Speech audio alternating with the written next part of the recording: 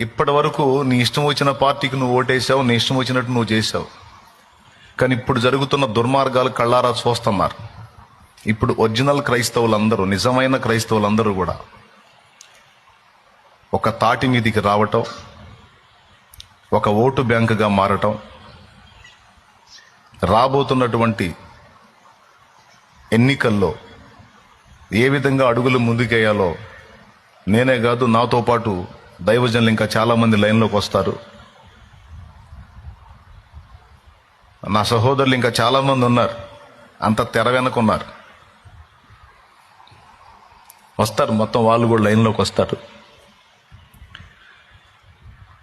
ముస్లిం పక్షాన చట్టసభల్లో మాట్లాడే వ్యక్తులు ఉన్నారు, హైందవుల పక్షాన మాట్లాడే వ్యక్తులు అచ్చంగా వాళ్లే. మొత్తం క్రైస్తవుల పక్షంగా మాట్లాడే వాళ్ళు సరైనోడు ఒకడు కూడా కనపడట్లా.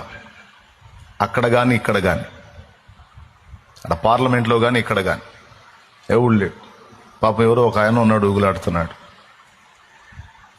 కానీ ఈసారి అలా జరగకూడదు, ఈసారి అలా జరగకూడదు. ముందే చెప్తున్నా, ఒరిజినల్ క్రైస్తవులు, డూప్లికేట్ సరిగ్గా ఒరిజినల్ క్రైస్తవులు ఇక మనం ఫలానా వ్యక్తికి ఓటు చేయాలి అని సూచిస్తే అటే పడాలి ఓటు.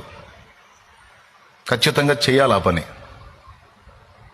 అప్పుడు ఈ ప్రభుత్వాలకి కొంచెం